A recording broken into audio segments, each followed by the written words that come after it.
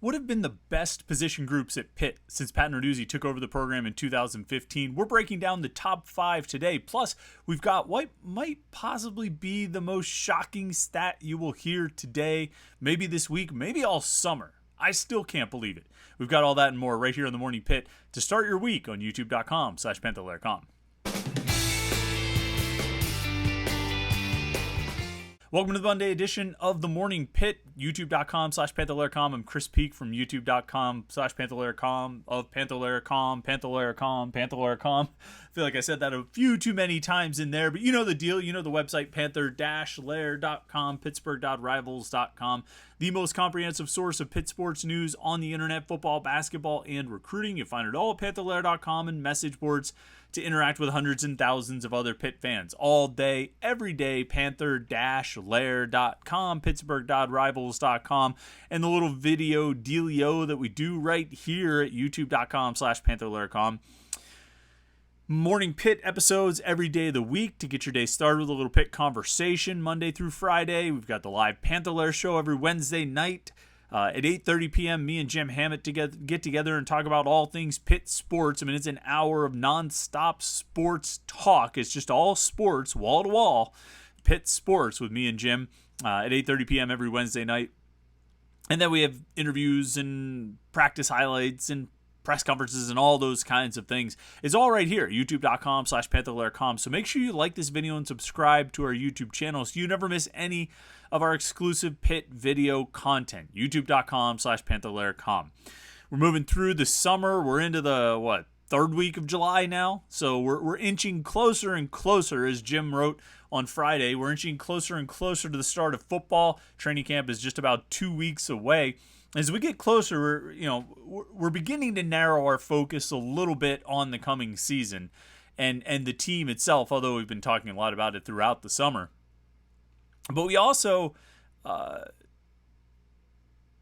today, I was kind of taking a bigger view on the situation, or not on the situation, but on the roster and kind of what the roster has been under Pat Narduzzi. And we talked a little bit about it on Wednesday night last week on the live show Jim and I did about the top positions under Narduzzi. Over 8 seasons of Pat Narduzzi football at Pitt, what have been the best positions, and we talked about the worst positions as well, but we figure to start the week here, we might as well have a best positions conversation. What's been the best positions at Pitt under Narduzzi? And, I think there are probably a few that jump to mind right away that you think, oh, well, it's this, or, oh, well, it's that. Well, and you're probably right. You probably can guess. You might be able to guess all 5 positions I would put at the top of the list here, and you might even be able to guess the order that I have them in. But I tried to quantify it a little bit, add something a little bit objective, not just sort of the subjectivity of, well, I remember this group being good, or it seems like they've always had great players in that position group. Something a little bit objective, some numbers on it. And so I kind of went back and looked over the last 8 years, and I looked at a number of different, if we want to sound smart, we'll call them metrics. We looked at NFL draft picks, how many at each position. We looked at All-Americans at each position. Pitt's had 9 of those over the last 8 seasons. So we looked at which positions had the most. We looked at all-conference selections. And I narrowed it down. I didn't do all of the all-conference selections. I looked at the all-ACC teams that were put together by the coaches, not the ones put together by the media. I just had to pick one or the other, and for some reason the coaches feel like they maybe have a little more credibility because they've watched the players more than the media has, and that's not to say coaches are, their opinions are unassailable here. I think, sometimes I think there's really good media in the ACC who might have good opinions on things, but I wanted to narrow it down, and so I just looked at the coaches' teams, the coaches' all-conference teams, and I just looked at the first and second teams, like who made the coaches' all-conference first team, who made the coaches' all-conference second team. Looked at ACC honors. There were a handful of those, player of the year, rookie of the year, that kind of thing. Major awards. And largely I looked at those, the ACC honors and the major awards. You can probably name the guys who won the major awards.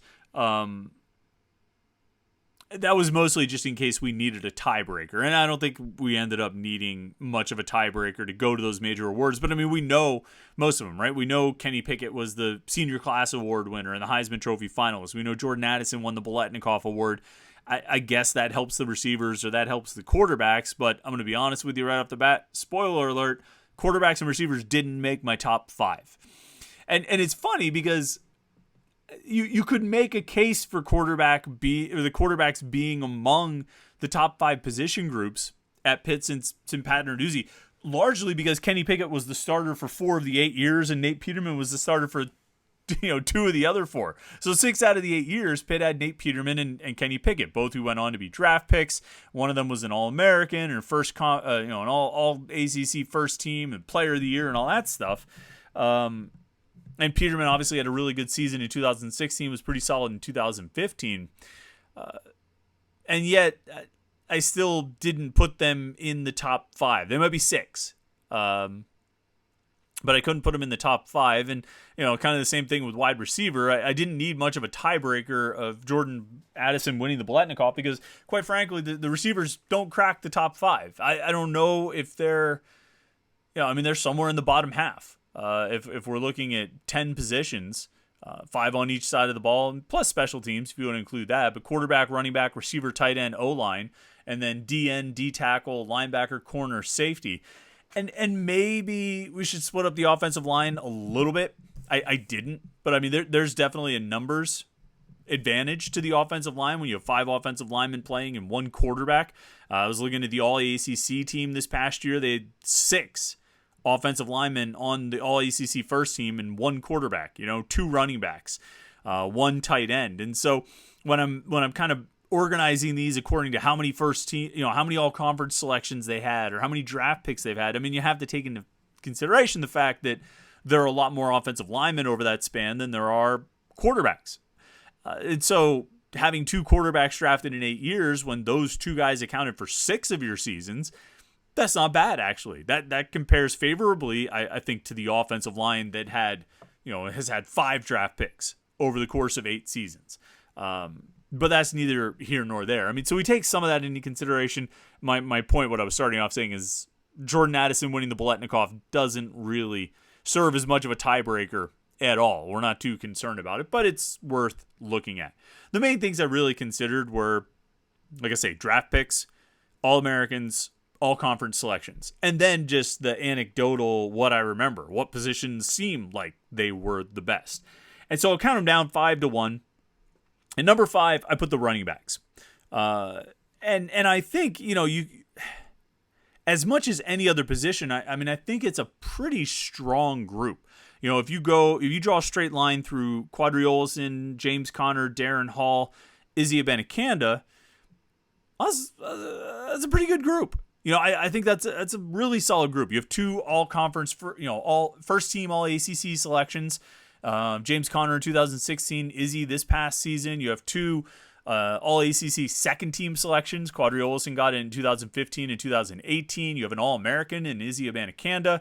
And you have 3 draft picks. Conner going in the 3rd round of the 2017 draft, Olson going in the 5th round of the 2019 draft, and Abanikanda going this past year in the 5th round. You have, Quadri Olson holding the record for the longest play from scrimmage in Pitt history. You have Izzy Abanikanda holding the record for the most rushing yards in a single game in school history, leading the nation in rushing and touchdowns scored this past season. And then, of course, you have James Conner, who his best season was before Pat Narduzzi arrived. His most inspiring season, and certainly one that will always live, and I think in the memories of Pitt fans, was Narduzzi's second year in 2016. And that stiff arm that he laid on a guy in the Clemson game, on his way to scoring a touchdown, that's one of the great plays of that season, and I think one of the more memorable plays in Pitt football history. And so the running backs, not a bad group at all. You could make a case to put these guys against the next group on this list, again, due to some of the quantity questions, if you want to average it out a little bit. But I think the running backs deserve to be number 5. I think it's a good spot for them to be. And the other thing we have to say about the running backs is they were held back a little bit 2019 through 2021 playing for an offensive coordinator who really had very little interest in handing the ball off. Even though Pitt wasn't really that bad at running the ball in those 3 years, Mark Whipple just didn't really want to do it. And that's not my own conjecture. Other coaches on the team have said that. Andre Powell has said that a few times. I remember, we asked him last year, heading into 22, what can you do to be better running the ball? And he said, well, actually, we were pretty good running the ball in 21. We just didn't do it. We didn't want to do it. And so you have to add that caveat there as well. If you want to move the running backs up to 4, you'll get no argument from me. I don't think they go any higher than that. And for me, I'm actually just going to slot them in at number 5 behind number 4, which for me is the offensive line. And the numbers on the offensive line actually surprised me after I jotted them all down just to kind of see what they had accomplished. And again, this is going to come with a big caveat that you've got 5 offensive linemen on the field at all times. They've had 6 All-ACC first-team selections and 4 All-ACC second-team selections. That's 10 total. Both of those lead all position groups. Nobody else has 10 first and second team all-conference selections over the last 8 years. No other position group has 6 All-ACC first team selections over the last 8 years. No other position group has 5 guys on the field every snap either. Like I said, the conference announced 6 All-ACC first team players. That's a lot more than any of these other positions. And so when we talk the numbers like that, it's inevitably going to favor the offensive line because there are more to choose from. But I still think it's notable that Pitt has had an all-ACC first-team selection from the offensive line in 5 out of Pat Narduzzi's 8 seasons. Adam Bisnavadi was a first-team selection in 15. Bisnavadi and Dorian Johnson were first-team picks in 2016. Brian O'Neill was a first-teamer in 17. Jimmy Morrissey in 19. And Marcus Minor last season was a first-team all-ACC selection. Pitt has had 5 offensive linemen drafted since 2015. Johnson was a 4 and Bisnavadi was a 6. They were both in 2017. O'Neill was a 2 and 18. Jimmy Morrissey went in the 7th round of the 2021 draft, and Carter Warren was taken in the 4th round this past year. If he had stayed healthy in 2022, I imagine Carter Warren would have been a first team All-ACC selection himself. He was a second-team pick in 21, one of 4 second-team All-ACC picks that Pitt has had since 2015. And I imagine he would be in there. Pitt also has an All-American offensive lineman. Dorian Johnson in 2016 was an All-American. And so overall, you've got all of this success. And I don't think we often think of this program as being particularly strong along the offensive line under Pat Narduzzi. But I think they've been pretty good. I actually think they've been somewhat consistently good.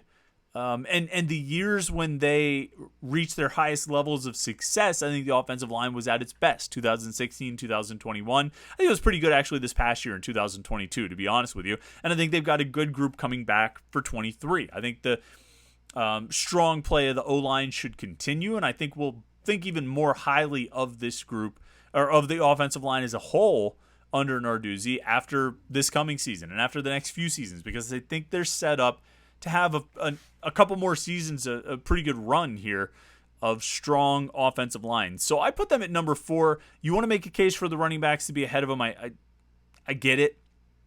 Can't entirely disagree. There is a numbers element at play, like I say, but I'm going to give the O-linemen a little bit of a nudge here and move them above the running backs. Number 3 on my list, and I think you probably know what these top 3 positions are going to be, or at least 2 out of the 3.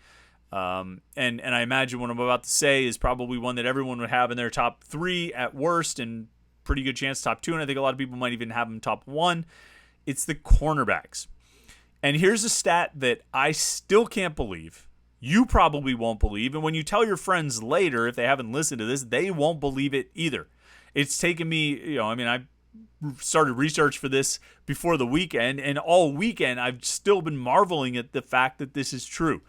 That since 2015, 8 years of Pat Narduzzi football at Pitt, the Panthers have had 1 cornerback selected to the all-conference first or second team. According to the coaches, 1. Over 8 years, 1 First or second team selection at cornerback. That blows my mind. With what we've seen, they've had 4 draft picks. Avonte Maddox, Dane Jackson, Jason Pinnock, and Damari Mathis were all drafted, all from 18 to 22. And I think they'll get more draft picks, at least 1 more, if not 2 more this year as well. And they've had 1 corner make the all-conference first or second teams. I've given you, I've been trying to stretch this out to give you time to try and think about it. Who do you think that was? You have a guess? Give you a second to think. It was Dane Jackson in 2019. And that's it. No Marquez Williams, no Damari Mathis, no Jason Pinnock, no, Dane Jackson. Oh, and he was a second team selection in 2019. I forget if I said that he was a second team. He wasn't even a first teamer. Jackson, he never made the first team. He was always just a 2. MJ Devonshire this past year, I guess if you score multiple pick sixes, that's not good enough to get the kind of recognition to end up on the first or second team. I still have the window open here for these things that we're talking about, and I keep glancing back to make sure I'm not wrong, and I'm not. Aiden White and Anthony Johnson were the first team corners on the All-ACC team last year. Fentrell Cypress and Storm Duck were the second team corners on the All-ACC defense last year. Third team, Keitrell Clark and Tyreek Stevenson. They didn't even have a third team corner from Pitt. Finally, when you get to the honorable mention, Marquez Williams and MJ Devonshire were honorable mentions this past year. If you go over, back since 2015, you have that. You have 2 honorable mentions, Williams and Devonshire. In 2021, Damari Mathis was a third-team selection. Dane Jackson in 2019, like I said, was a second-team pick. He was an honorable mention in 2018, and then in 2017, Avonte Maddox was a third-team All-ACC selection. For all the success and reputation that Pitt's corners have, and that's the best they can do with all-conference recognition, it boggles my mind. I don't even know what to say about it. But they've had 4 draft picks. And this was a case where, even though I'm sort of judging a lot of these positions based on how many first team all conference selections they had and second team all conference selections they've had, I'm overlooking that. I'm ignoring it in the case of the corners because and I know it's been a position of strength for Pitt basically since 2017. Those guys got lit up in 16. But since 2017, Pitt's corners have been really good. So how many years is that? 17, 18, 19, 20, 21, 22. 6 years and counting, because 23 is going to be another one. And yet they've only had 1 all-conference first or second team selection. This league, man. It's only a little bit better when we get to our position number 2 on the rankings, which is safety. Here's another fun fact for you. So you already know that there haven't been any corners who had all ACC first team honors. There's only been 1 Pitt safety since 2015 who was on the all-conference first team as selected by the coaches. Can you guess? Paris Ford, 2019. The only one. Pitt has had 4 corners and 4 safeties drafted since Pat Narduzzi's first year. 8 draft picks from the secondary, and 1 all-ACC first-team selection by the coaches in the conference. This isn't even media bias. This isn't even the triangle media navel-gazing and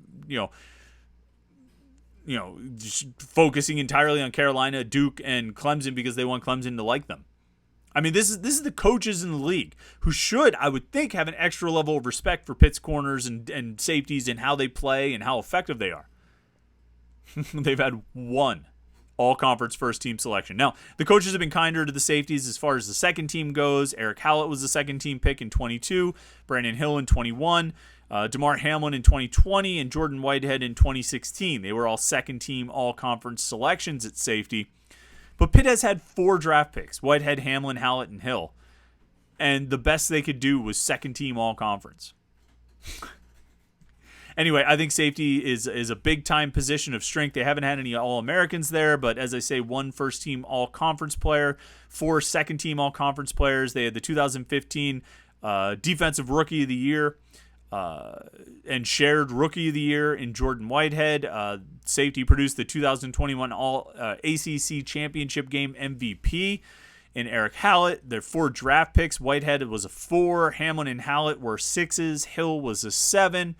I think safety's been a really good position. They're going to be reloading a little bit this year, but I have a fair amount of faith in Javon McIntyre, Stephon Hall, P.J. O'Brien, and Donovan McMillan. I think those guys are going to be good, and I think even if it takes them a little bit to get going, I think once they get going, they're going to be right on par with what we've seen the last few years. I think some really talented players there. The ACC just doesn't notice. Number 1, though, and the ACC noticed these guys, and the rest of the country noticed these guys, and NFL teams noticed these guys, and it's a big part of all the biggest, most dominant, impressive stats that you see. The number 1 position under Pat Narduzzi, according to me, over the last 8 seasons has been defensive end. 3 NFL draft picks, 2 consensus All-Americans, 4 All-ACC first-team selections, 2 All-ACC second-team selections, and a driving force behind all the sack numbers, which leads to all the impressive defense, which leads to the success that Pitt has had, particularly in the last 3 years, 4 years. And the biggest names here, Rashad Weaver, Patrick Jones, both were consensus All-Americans in 2020. They were both draft picks the following spring. Jones was a 3, Weaver was a 4. Juan Price was a 2-time All-ACC first-team selection, 2015 and 2016. He was a 7th-round pick in the 2017 draft. Jones and Weaver were both first-team All-Conference selections in 2020.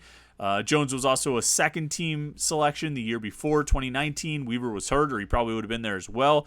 Abel Baldonado received second-team honors in 2021. And this is really a case where I think the stats and the numbers back it up when we look at the draft picks and all-conference selections and all that, and just anecdotally. D-end has been a position of strength, and I don't think anyone would disagree with that or deny it.